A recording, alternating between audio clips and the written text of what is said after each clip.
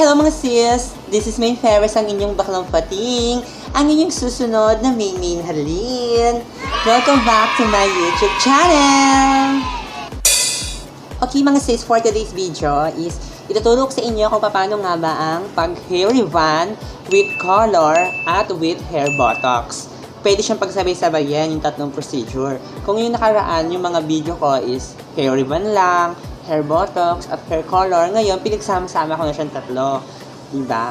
Kasi pwede siyang pagsabay-sabayin. Walang kaso. Siyempre, depende pa rin naman sa gumagawa, diba? Para sa video na to, is yung ginamit ko is yung Sora na pang rebond. Kung naalala nyo, yung ginamit kong pang rebond is itong Sora na to. Ayan. Ito yung gagamitin ko sa video na to para pang rebond. Tapos, yung pangkulay is yung ginamit ko rin na pangkulay nung last na video ko. Tapos, yung hair botox, ayan. Inuna ko munang i-upload yung mga video na yun kasi para isa-isa yung procedure. Dahil sa procedure na to, sabay-sabay silang tatlo. Ayan. Okay, without further ado mga sis, let's start! Hi mga sis, ang una natin gagawin is mag-analyze ng hair. As you can see, may 6 months hair regrowth ang ating client at yung gitna ng hair niya hanggang baba ay rebonded with color. Actually, ni-rebond ko siya last 6 months at ngayon uulitin ko ang rebond sa kanya. Okay, first step na ating gagawin ay hair rebond. And I'm gonna use this Sora Argan Oil na always kong ginagamit kapag manipis yung buhok. Okay, first step natin gagawin is section the hair into 4. Then, itaas nyo yung kalahati sa likod. Ayan, kung makikita nyo, yung pag-apply ko ng gamot is 1/2 inch away from the scalp. Tapos, dahan-dahan ko na sinusuklay at dun lang sa itim na part. Hindi ko siya nilalagyan yung mga part na may kulay kasi dati siyang rebonded hair. Dapat, ang lagyan lang natin is yung mga black kasi yun lang yung virgin hair. Okay, tandaan nyo yan. Kapag may mga regrowth, kailangan 1/2 inch away at hanggang dun lang kung saan yung regrowth.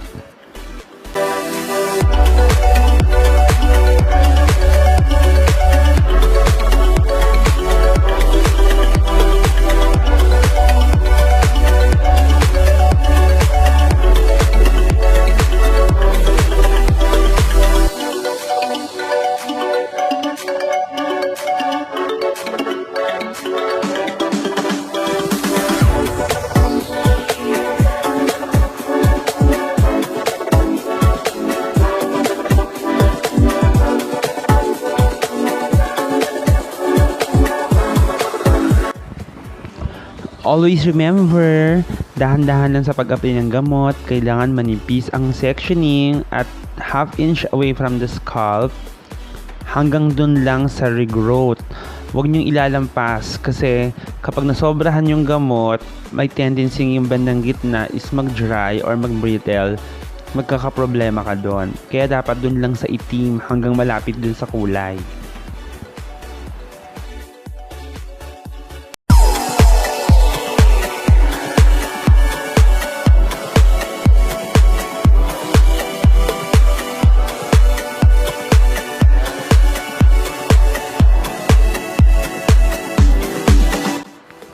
Okay, after mo mag-apply ng gamot, ibabad lamang po ito ng 20 to 30 minutes, tapos i-retouch.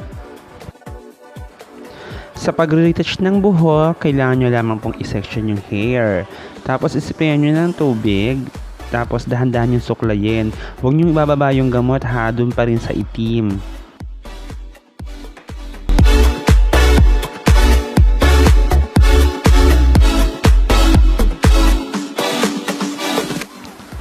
After nyo suklayin yung mga itim, ibabad lamang po ito ng 10 to 15 minutes. Tapos, every 5 minutes kailangan siyang i-check. After nun, pag straight na siya, isitayan nyo lamang po yung mga may kulay at bandang baba. Spray ng tubig kasabay ang pagbaba ng gamot. Kasi hindi siya pwedeng ibabad ng matagal kasi dati na siyang rebonded para hindi siya masyadong masunog. Ibabad lamang to ulit ng 5 minutes. At kapag straight na po ang hair, banlawan na po using conditioner only. Ayan. After wash, ayan, iniisipayan ko po siya ng hair protection para bago i-blower at bago ko siya planchahin, ay meron siyang protect sa init.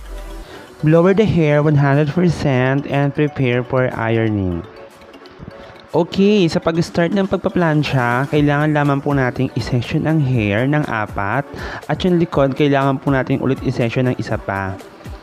Ang init po ng plancha is only 200. Hindi po pwedeng sumobra kasi masyadong manipis yung buhok para sa 220. Only 200.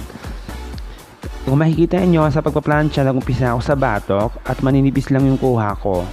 Mas dinidinan ko yung pagplansya sa part na may itim. Pagdating sa dulo, dahan-dahan lang. Kasi hindi siya pwedeng mababad sa init dahil masusunog siya.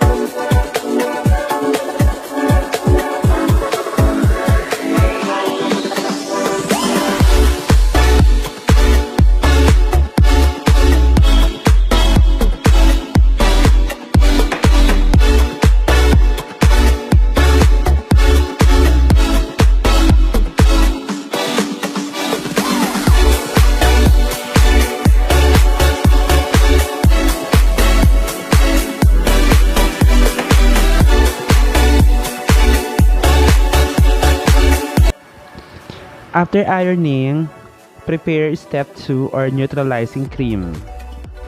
Okay, sa pag-apply ng neutralizing cream, always remember, section the hair and always mag-start ka sa likod.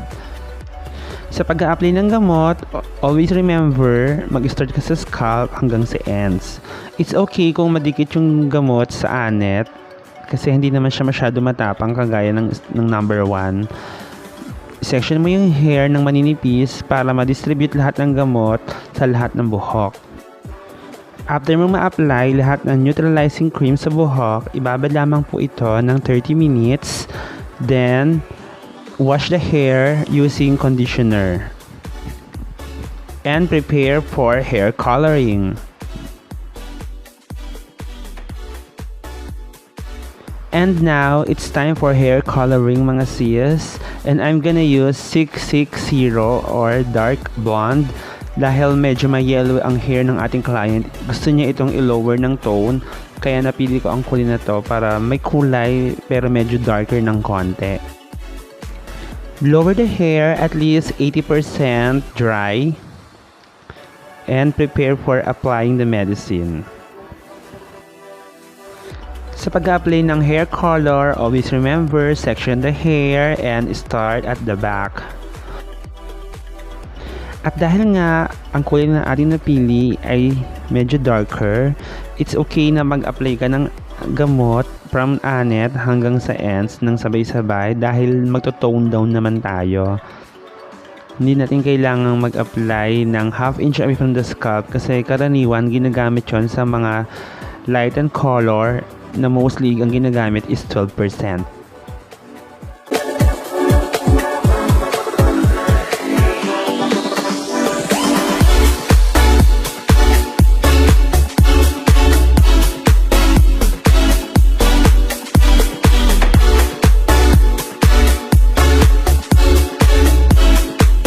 After mo mag-apply ng gamot, ibabad lamang po ito ng 20 to 30 minutes, then prepare for hair botox.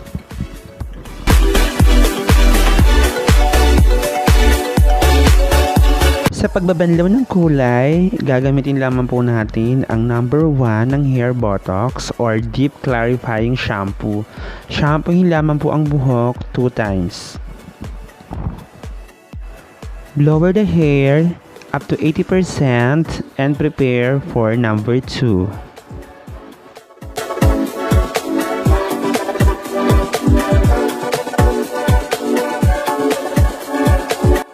Okay, sa pag-a-apply po ng ating number 2 ng hair botox, section the hair and start at the back. Huwag niyo pong ididikit sa anet ha, at least 1 inch away from the scalp. I-section nyo lamang po ito kahit hindi masyadong manipis, kasi kusa naman pong kakalat yung gamot. Sa pag-a-apply, kailangan nyo lang pong ipahid, tapos lamasin nyo po yung buhok, tapos suklay. Kasi kusa na po siyang ma-distribute sa lahat ng buhok. Ibabad lamang po ito ng 30 minutes, then prepare for blower.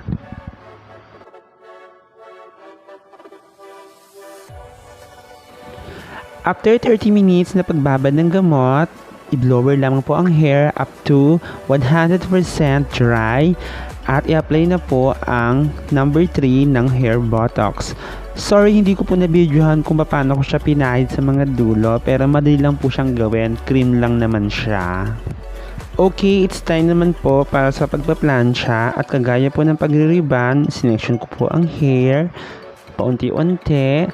Hindi po kailangan sobrang nipis yung buhok, kahit po medyo makapal ng konti, okay lang. Hindi kagaya ng sa rebond. Ang init po ng ating plansya is 180 up to 200. Depende po sa buhok. Pero mas okay kung 180. Basta po matuyo yung hair, okay na yon.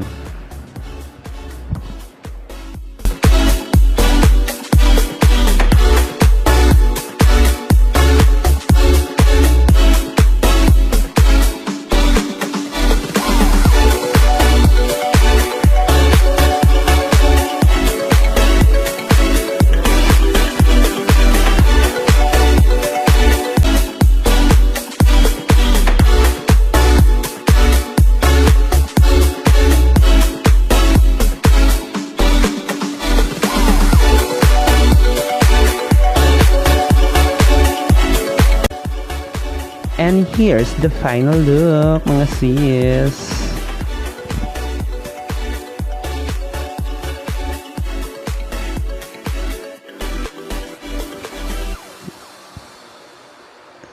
Thank you for watching, mga sis. See you sa next video.